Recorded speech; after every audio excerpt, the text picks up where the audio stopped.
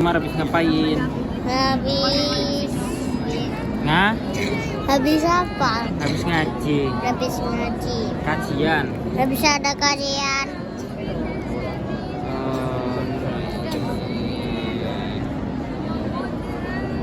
Sapo ai. Lapar enggak? Enggak. Mosok? Enggak.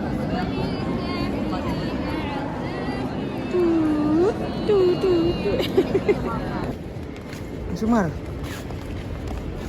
Mau kemana? Mau ke Masjidil Haram. Duh, Masjid Nabawi. Masjid Nabawi.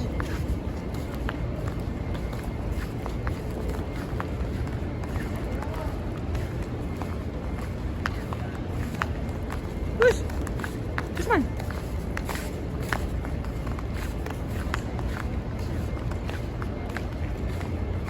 Umar.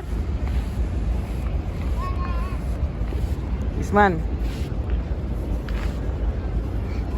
Dadah, dadah.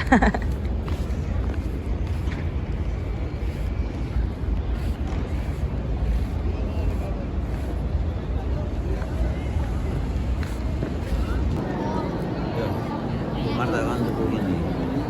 Us, makan apa? Aku punya. Makan apa? Top. Top.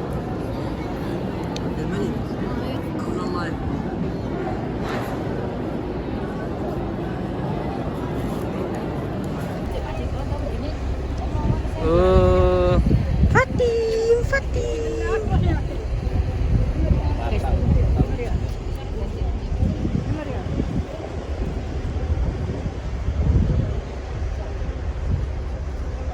Apa ini?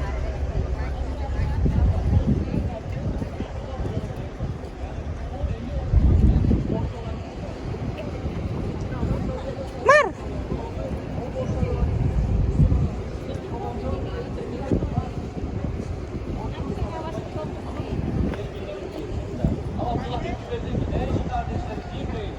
Allah'ın sözüyle. Selçuk Bey, savaş kazanılacak. Görmüyor musunuz? Aynen. Bedir'deki gibi kaçıyorlar. Peşlerine gittiler ama Arif Bey böyle fırsat. İşte savaşın ikinci aşaması. Normalde savaş kazanılmıştı. Müslümanlar birbirleri kovalıyordu. Ve sonra müşrikler bir baktılar ki Arif Bey gelip 3 tane aklıyla birlikte buraya geliyorlar. Resulullah anladı. Koşarak dönmeye kalktı.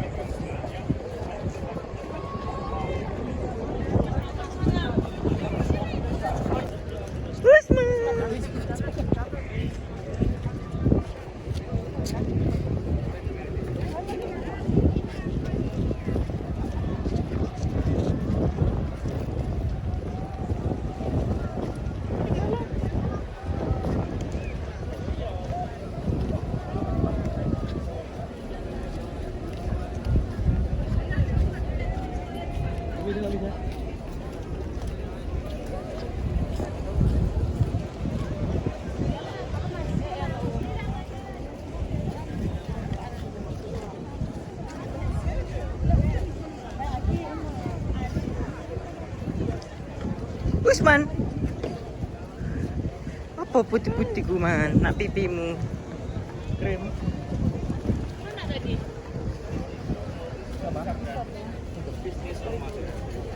Payung biru, payung biru.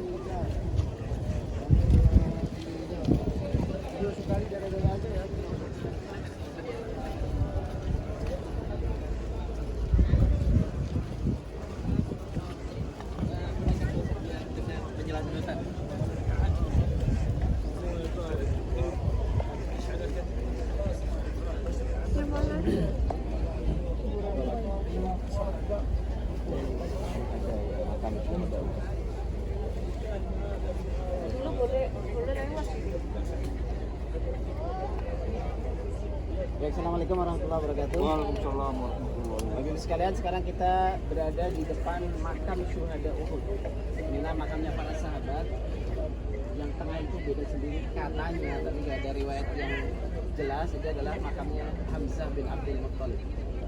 Dia adalah yang di antara sahabat yang wafat di Uhud ini. Kalau kita lihat Bapak Ibu sekalian, ini Uhud ya, dari sana sampai sini di Uhud, di belakangnya itulah tempat putarnya kaum musyrikin. Jadi perangnya kurang lebih di sini. Karena ini namanya Jabal Rumah, ini bukit pemanah. Kita Jabal Rumah. Jadi tidak terlalu tinggi. Jadi para sahabat di sini ditempatkan sekitar 50-an orang. Nggak boleh turun kata Nabi. Nah, ketika di sini gonimahnya orang-orang musyrikin diletakkan karena mereka lari ke sana. Ya mereka malah turun. Padahal Nabi mengatakan nggak boleh turun di situ aja. Itulah letak awal kekalahan, bukan kalah ya, kalang kabutnya kaum muslimin pada saat itu, sehingga wafat di sini banyak. Jadi Khalid bin Walid pada saat itu pemimpin kaum muslimin muter dari gunung, muter balik lagi. Tidak disangka oleh kaum muslimin, kiranya mereka sudah pergi, ternyata balik lagi ke kalang kabut itu hanya pada wafat. Kita lihat bagus sekali, inilah kuburan yang sesuai sunnah Nabi SAW, tanpa ada biji, tanpa ada nama, ya sudah begini saja. Ya. Kalau mau dikasih pembatas ya boleh seperti itu, di tengah ada pembatas. Kuburan ini Bapak Ibu sekarang pernah kena banjir. Setelah beberapa ratus tahun kena banjir, jasad-jasad para sahabat masih ada dan masih mengeluarkan darah. Karena memang orang yang mati syahid itu kan tidak dimakan tanah.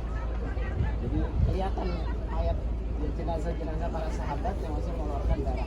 Hamzah, sahabat yang lain, Mus'ab bin Umair, keluar darahnya mas. Badan sudah ratusan tahun. Makanya sekarang dibatasi seperti ini supaya tidak terjadi hal-hal yang syirik, khurafat.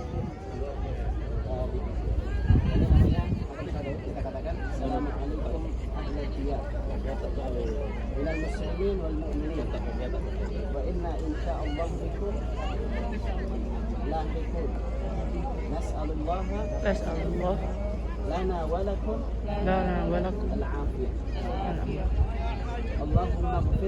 Allahumma ighfir syuhada Uhud. Itu adalah doa ketika kita kunjungan ke makam. Ya. Inilah Uhud ya. Ini antara tempat yang dianjurkan untuk kita kunjungi ke makam.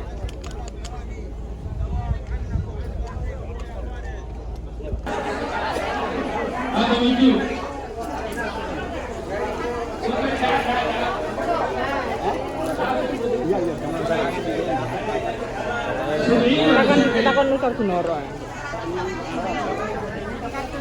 Jadi, serikat jemaah ini ada disembah.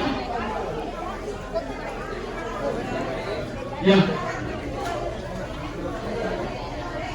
Apa namanya? Apa?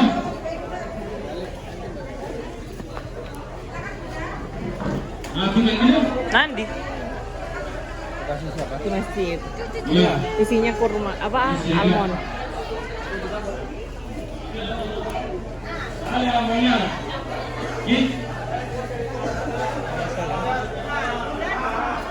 Ya.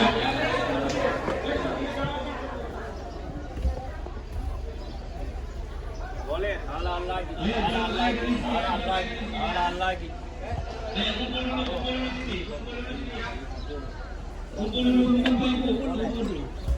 Boleh, boleh, boleh.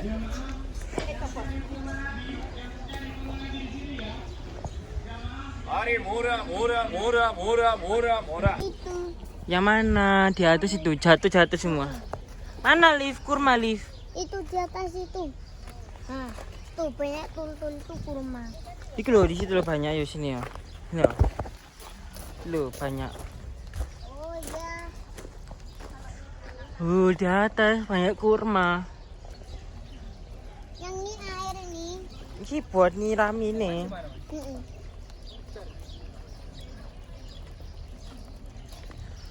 Banyak. Ayo kita ke sana. Mau ikut nggak Alif? Alif? Kalif mau ikut, tuh tanyain om itu loh. Enggak?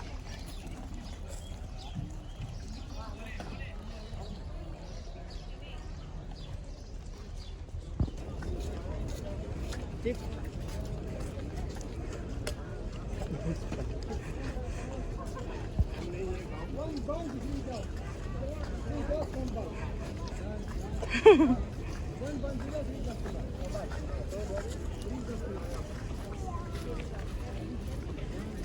Azur. Mau ke masjid apa namanya? Ayo. Masjid Kuba. Masjid Kuba. Hah? Masjid Kuba. Oke, pegangan lagi Kak.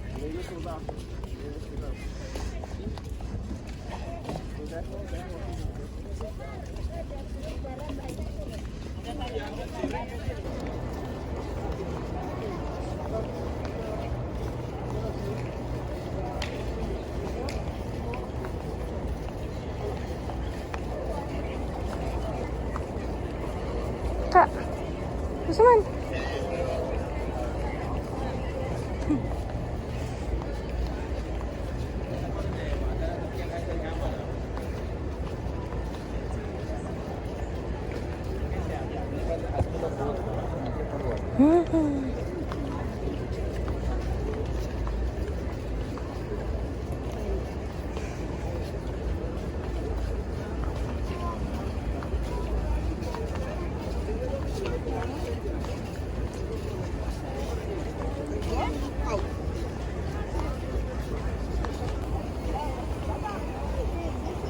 Udah. Kak, Mas.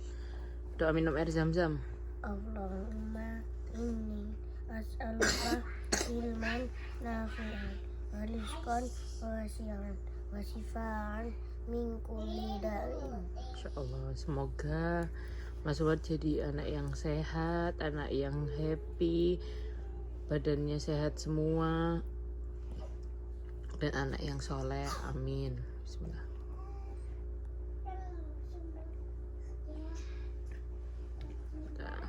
Ayo Mbak, duduk sayang. Allahumma Ini inni as'aluka ilman nafi'an nafi'an wa rizqan wasi'an. wa shifaan min kulli da'in. Insyaallah ya Allah, semoga Mbak Dija sembuh, sehat lagi, nggak demam lagi, nggak batuk, nggak pilek, sehat, supaya umrohnya nanti bisa berjalan lancar, jadi anak yang soleha ya. Bismillah, penghafal Quran. Bismillah. Mas Umar juga ya jadi penghafal Quran ya nak. Alhamdulillah. Saya disiram dulu ke kakak sini kak, minum zam-zam dulu kak. Kakak minum zam-zam ya. Doanya gimana? As'aluka Allahumma Allahumma Allah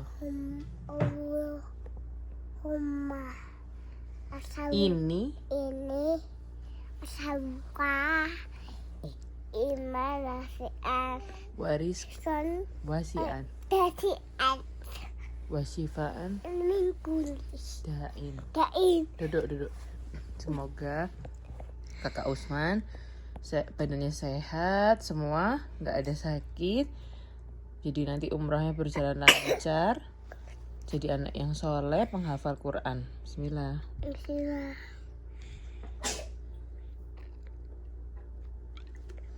Ini air zam-zam ya, udah dipindah ke botol-botol kecil supaya mudah minumnya. Mbak Dija sedih. Sedih kenapa? Iya sakit. Sakit itu penggugur dosa anak soleha. Dengerin dulu ya. Mbak Dija dikasih sakit sama Allah di sini. Mbak Dija banyak doa di sini. Doanya orang sakit itu mustajab. Mbak Dija doa jadi pengen sehat ya Allah. Dija pengen sehat ya Allah. Dija pengen jadi anak yang soleh. Gitu doa cepetan. Di sini tuh doanya mustajab loh. Kalau kamu nggak doa nggak apa eman-eman. Doa Mbak Dija. Ya Allah, tidak sembuh. Amin. Amin. Doain Kak, Mbak Disa Kak, lah baksa. Insya Allah. Mas Umar doain aja. Amin.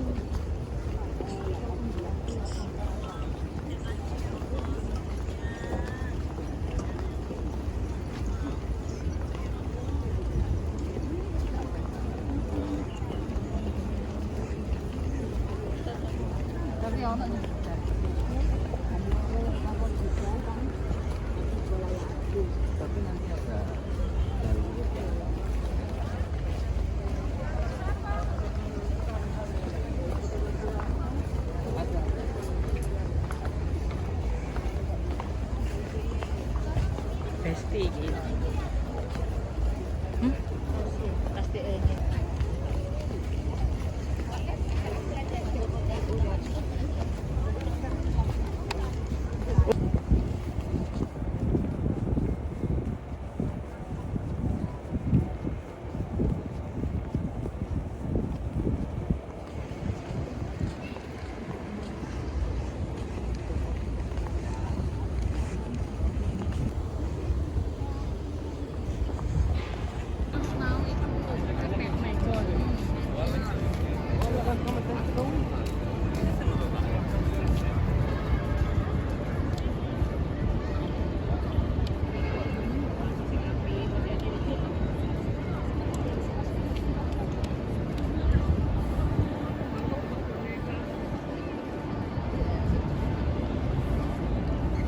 Bye. Biasa ya, Om.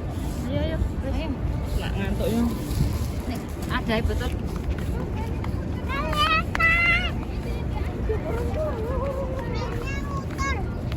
Oh iya, itu kan, yang itu kan. Karena itu keren, ada 2 tuh. Coba cek yang mahal ya kopi di sini berapa? 125 ya? Apa? 125 rial. Nontonnya lihat.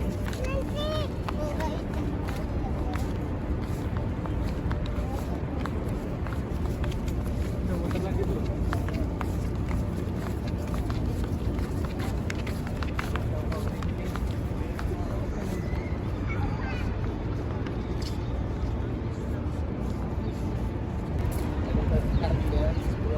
Ini bagian kayak gini nih.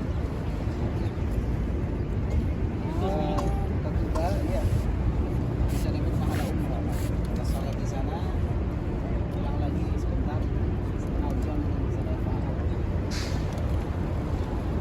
Tempat kita juga sebenarnya ada, cuma lebih mahal tuh. Berapa sekarang kalau di tempat?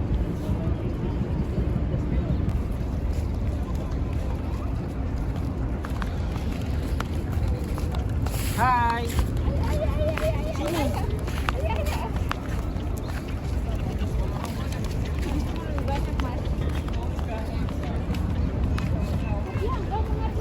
Enggak jadi. Mau beli. Kenapa nggak jadi? Mumpung masih pagi mau beli oleh-oleh katanya. Iya. Tadi malam sudah berburu.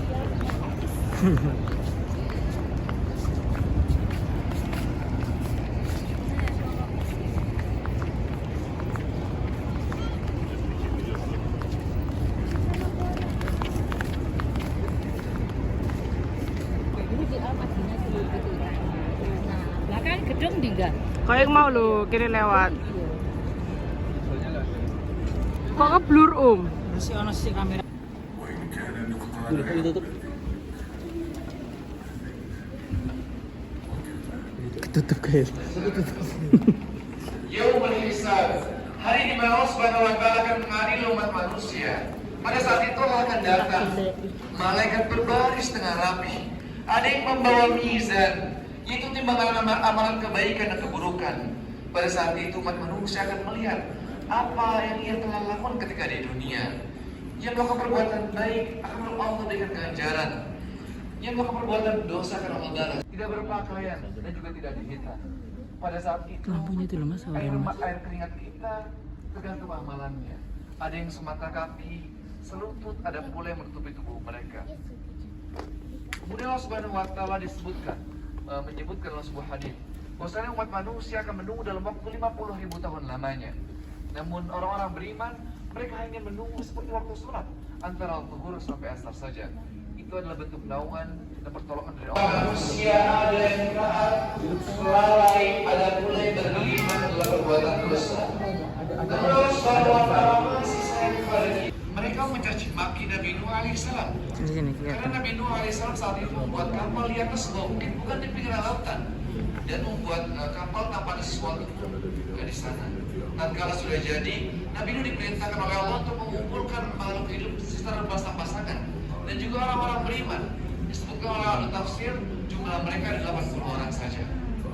Setelah semuanya naik, Allah Subhanahu wa taala perintahkan langit dan bumi untuk mengeluarkan air yang sangat banyak hingga menjadi banjir bah yang menenggelamkan orang-orang musyrikin pada saat itu. Dan Allah Subhanahu wa taala menyelamatkan Nabi Nuh dan yang bersamanya di atas sebuah bukit yang namanya Ra'ad, yang namanya adalah Bukit Judi. على جبل الجودي بسلام وحلت البركات على المؤمنين.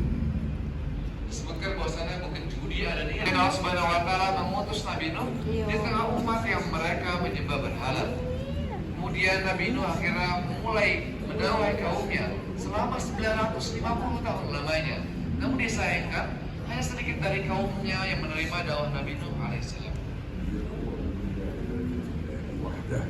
ومكث يدعوهم. Dengan Nabi kita Muhammad sallallahu alaihi wasallam, kemudian beliau akhirnya bersujud dalam waktu yang lama di bawah singgasana Allah, yaitu Arsy-Nya, sampai menaikkan pujian-pujian yang luar biasa.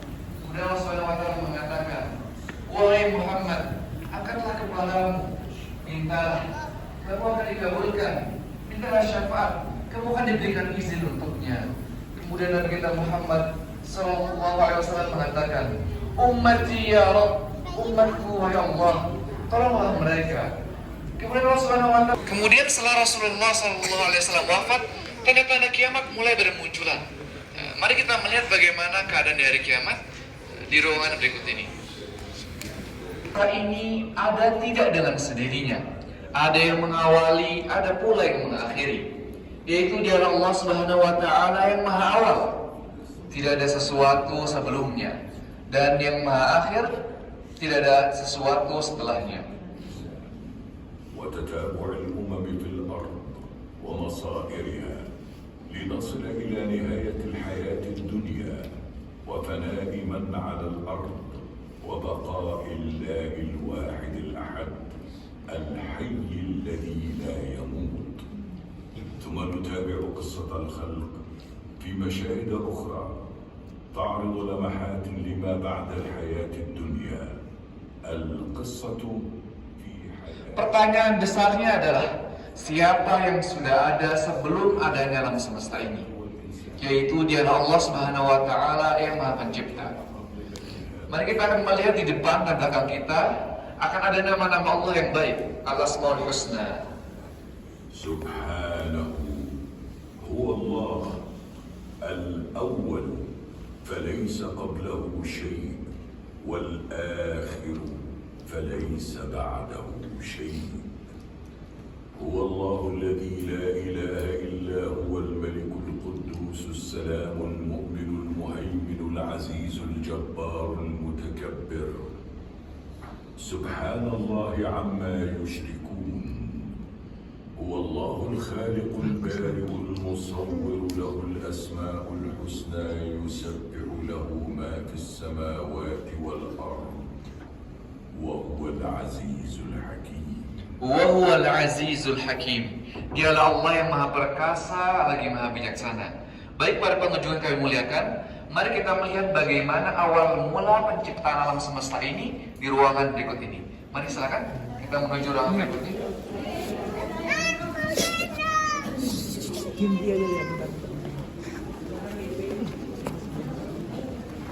Sini pegangan sama Om.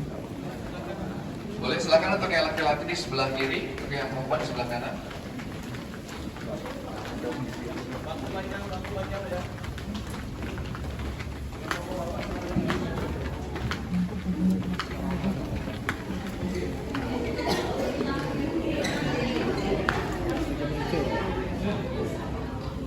خلق الله العرش وكان عرشه على الماء ثم استوى عليه سبحانه وخلق القلم Awal mulanya Allah Subhanahu wa taala ketika menciptakan alam semesta ini dimulai dengan menciptakan arsy, yaitu singgasananya. Kemudian setelah itu Allah menciptakan pena dan diperintahkan kepadanya untuk menuliskan takdir setiap makhluk hingga hari kiamat kelak. Kemudian Allah menciptakan 7 lapis langit yang mana dihiasi dengan bintang-bintang yang sangat indah. Setelah itu Allah Subhanahu wa taala menciptakan bumi yang dihamparkan untuk makhluk hidup di atasnya, yang mana di sana terdapat gunung-gunung yang kokoh, lembah-lembah yang indah, dan juga lautan yang terbentang luas. Dan Allah Subhanahu wa taala memberikan rezeki kepada makhluknya di sana sesuai dengan kadar yang telah dituliskan untuk mereka. إنه ما في السماء موضع 4 أصابع إلا وملك Setelah diciptakan langit dan bumi, Allah Subhanahu wa taala menciptakan malaikat dari cahaya. Jumlah mereka sangatlah banyak hingga memenuhi langit-langit. Bahkan disebutkan dalam sebuah hadis, setiap 4 jari di langit terdapat malaikat yang taat bersujud kepada Allah. Setelah itu Allah menciptakan jin dari api. Di antara mereka ada yang baik, ada pula yang jahat. Dan yang paling jahat di antara mereka adalah iblis, yang dengan angkuh dan sombongnya menolak perintah Allah Subhanahu wa taala.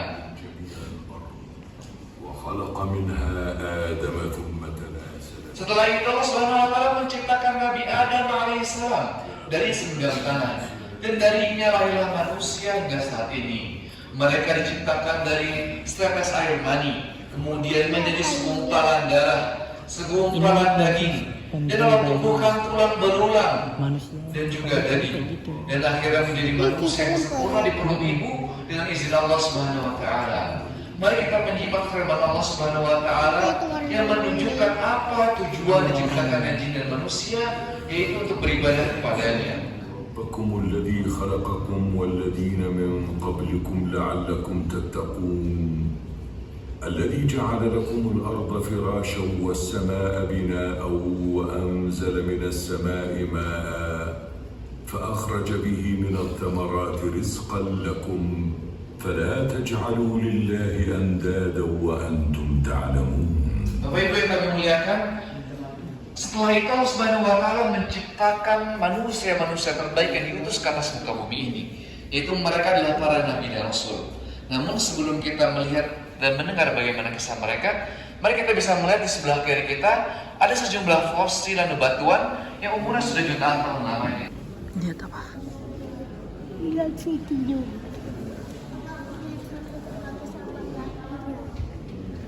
Usman. Us.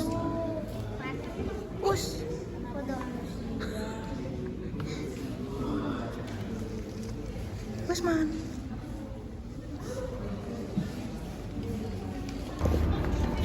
Ada di atas tuh.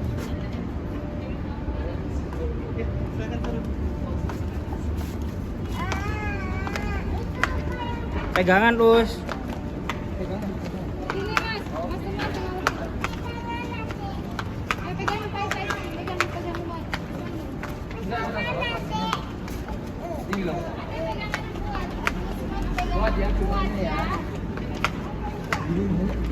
Pegang. Di bawah turun loh ya. Soalnya di bawah dingin tuh, dingin enggak? Lemak dalam masih. Nanti kita beli susu.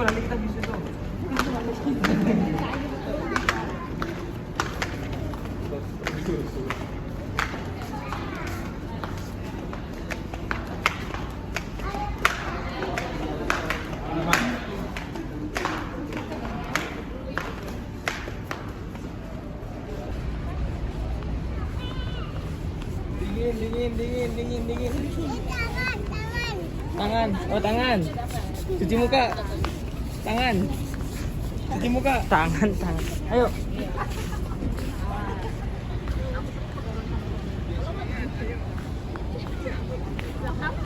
Ya.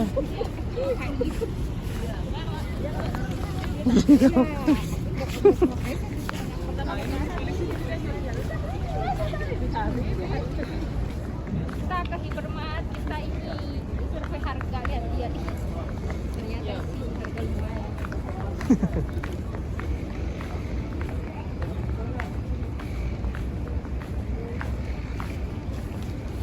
Ini dah, Mas. Mas, apa? Ini dah. Apa ini? Oh, zam-zamnya. Nggak tahu ya. Betul ya.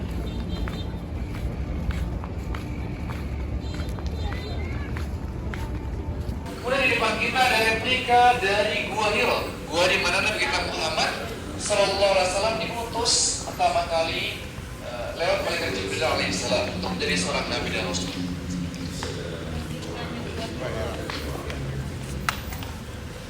Baik, silakan untuk yang laki-laki bisa di sebelah sana, silakan. Yuk, Mas. Boleh untuk yang laki-laki di sebelah sini, untuk yang perempuan di sebelah sana, silakan. Ke sana.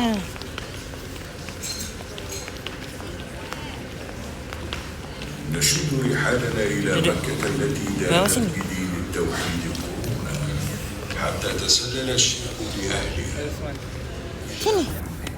Kisah ini bermula di kota Mekah, yang mana Nabi kita Muhammad Sallallahu Alaihi Wasallam dilahirkan di sana di tahun gajah. Beliau tumbuh dalam keadaan yatim, kemudian diasuh oleh kakeknya Abdul Muttalib, kemudian pamannya Abu Talib. Beliau pun bekerja sebagai pengembala kambing dan juga pedagang, dan dikenal sebagai sosok yang jujur dan amanah, dan belum pernah sekalipun bersujud kepada berhala.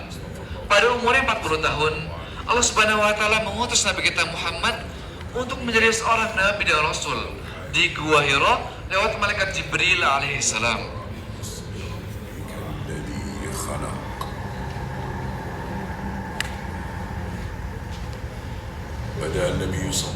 Kemudian Nabi kita Muhammad memulai dakwahnya secara sembunyi-sembunyi kepada keluarganya dan juga orang-orang lemah pada saat itu.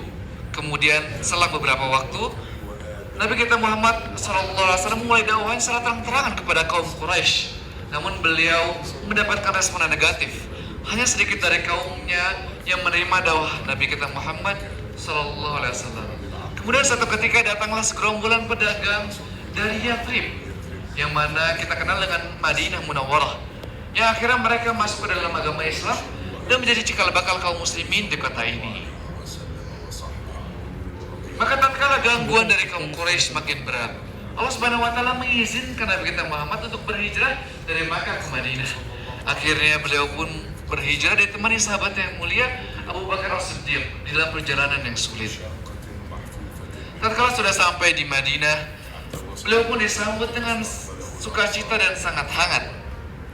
Dan yang dilakukan pertama kali oleh Nabi kita Muhammad adalah membangun masjid, yaitu Masjid Nabawi, Masjid Quba. Setelah 2 minggu, beliau pun melanjutkan perjalanan dan membangun Masjid Nabawi dan juga melakukan persaudaraan antara kaum Muhajirin dan Ansar. Dengan izin Allah Subhanahu wa Ta'ala di kota Madinah ini, agama Islam semakin berkembang dengan pesat. Namun tentu saja kaum Quraisy tidak diam. Mereka tetap menghalangi dakwah Nabi kita Muhammad. Akhirnya terjadilah beberapa peperangan semasa hidup Nabi, seperti perang Badar, perang Uhud, dan perang yang lainnya. Dan Nabi kita Muhammad pula mengirimkan utusan dari para sahabatnya kepada raja-raja besar pada saat itu.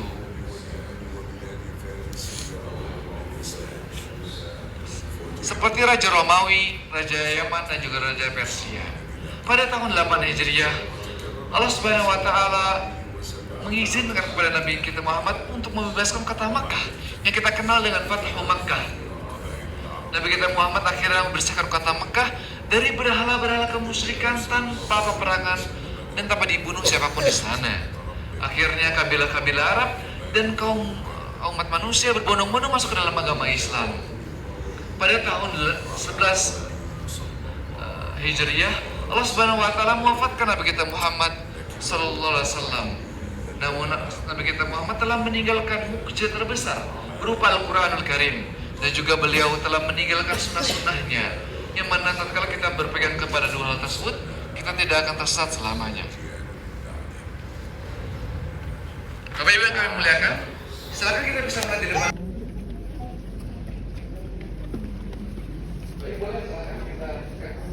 Ini lo lihatan dulu. Yang tanah tadi ada beberapa macam. Ayo. Sabar.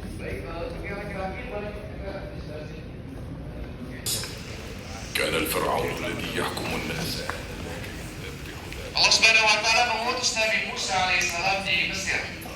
Di tengah-tengah Bani Israel, di saat terdapat raja yang mengisah bernama Firaun, yang mana dia membunuh bayi laki-laki yang baru lahir. Kemudian Allah Subhanahu wa taala akhirnya menyelamatkan Nabi Musa alaihissalam. Beliau pun beranjak dewasa. Tatkala beliau beranjak dewasa, Nabi Musa bepergian ke Madian. Disebutkan bahwasanya Nabi Musa menikahi putri Nabi Syuaib alaihissalam. Suatu ketika Nabi Musa ingin kembali ke Mesir. Di tengah perjalanan beliau mendapatkan wahyu dari Allah untuk mendakwahi Firaun beserta pengikutnya. Tatkala Nabi Musa alaihissalam sudah sampai di Mesir, Nabi Musa memulai dakwahnya ditemani saudaranya Harun sambil menunjukkan mukjizat berupa tongkat yang dapat berubah menjadi ular yang besar. Namun Firaun pun tidak terima, mengatakan bahwa itu adalah sebuah sihir yang nyata. Akhirnya Firaun mengumpulkan para penyihir ulung di zamannya, yang mana nantinya mereka melemparkan tali menali dan tongkat-tongkat kecil yang seakan-akan di mata berubah menjadi ular. Nabi Musa alaihissalam pun kembali melemparkan tongkatnya, dan akhirnya berubah menjadi ular yang besar dan nantinya memakan ular-ular kecil milik para penyihir. Para penyihir pun akhirnya bersujud dan bertobat kepada Allah Subhanahu wa taala. Namun Firaun tetap mengingkari dakwah Nabi Musa alaihissalam. Akhirnya Allah Subhanahu wa taala memerintahkan Nabi Musa dan orang-orang beriman untuk keluar dari Mesir. Akhirnya Firaun mengejar mereka semua beserta pasukannya. Kalau sudah sampai di pinggiran lautan, Nabi Musa diperintahkan untuk mengeluarkan tongkatnya, dan akhirnya terbelah lautan dengan izin Allah Subhanahu wa taala. Maka tatkala Nabi Musa melewati lautan tersebut dan orang-orang beriman, Allah Subhanahu wa taala menyelamatkan mereka semuanya. Namun tatkala Firaun mengejar mereka, Allah Subhanahu wa taala memerintahkan lautan untuk menenggelamkan mereka semuanya, dan akhirnya mereka semua binasa. Kemudian setelah Allah Subhanahu wa taala mengutus Nabi Musa alaihissalam, datanglah sejumlah nabi dan rasul. Kita bisa melihat di sebelah kanan kita ada Nabi Harun, Nabi Yasa, Nabi Yahya, Nabi Sulaiman, Nabi Daud, Nabi Ilyas, Nabi Zakaria. Kemudian Allah Subhanahu wa taala mengutus Nabi Isa sebagai nabi terakhir di Bani Israel. Dan setelah boleh silakan duduk, silakan. Awas.